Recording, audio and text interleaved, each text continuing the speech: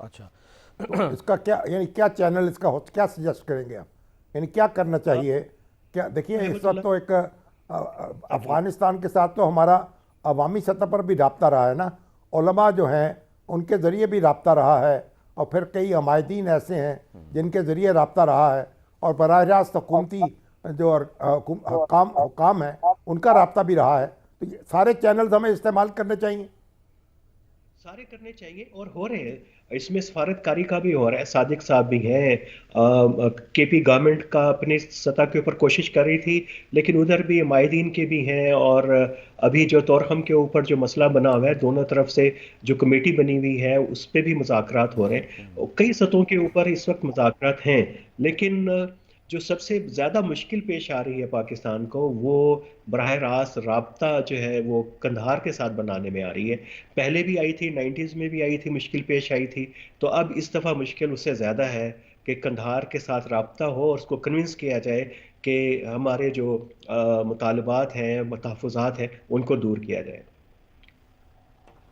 مسائل کا حل آپ کو جو ہے وہ پھر مگر جی سر. آپ یہ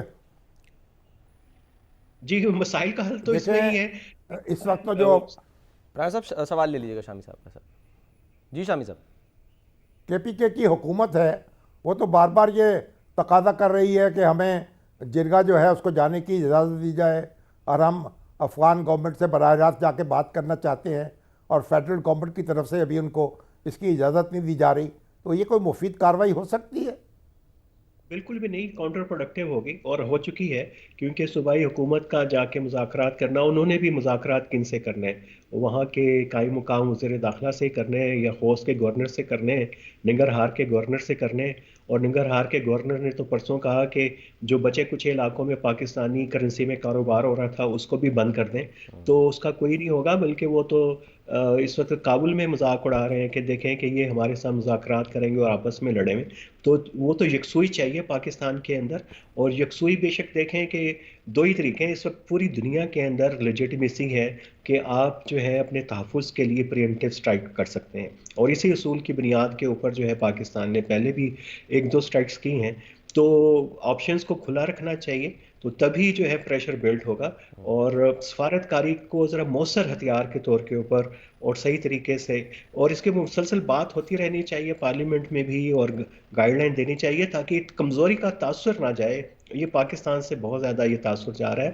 اور اگر آپ ان کے طالبان کے اکاؤنٹس دیکھیں اور ان کے جو بیانات آ رہے ہیں، وہ خاصے پریشان کن رانا ہیں. صاحب، یہ جو شریف اللہ کو حوالے کیا گیا ہے، پاکستان کی تو تعریف ہو رہی ہے، شکریہ بھی ادا ہو رہا ہے، لیکن اس کے نتیجے میں آپ کو لگتا ہے کہ مزید جو ہے وہ کاروائیاں بڑھ سکتی ہیں، ریٹیلیشن کا سامنا کرنا پڑ سکتا ہے پاکستان کو؟ اور شاید اس لیول کا نہیں، کیونکہ داعش جو ہے وہ بالکل مختلف طریقے کی تنظیم ہے. وہ بڑی لمبے عرصے تک پلاننگ کرتی ہے اور بڑے حملے کرتی ہے، چھوٹے حملے نہیں کرتی.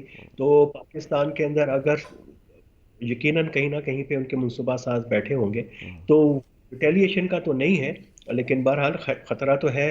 اور بڑے مزے کی بات یہ ہے کہ داعش کے لیے طالبان بھی ہمیشہ کہتے رہے امریکہ کو کہ جی ہم آپ کی مدد کرتے ہیں اور داعش کو ختم کرنے میں. اور اب پاکستان نے جو ہے وہ اسی طرح کی آفر امریکہ کو کی ہے. اور جو نیا ہمارا دہشت گردی کے اوپر ڈائلاگ ہوگا، وہ پچھلے مارچ میں بھی داعش اس کے اوپر سر فہرست تھی، تو ابھی بھی داعش سر فہرست ہوگی.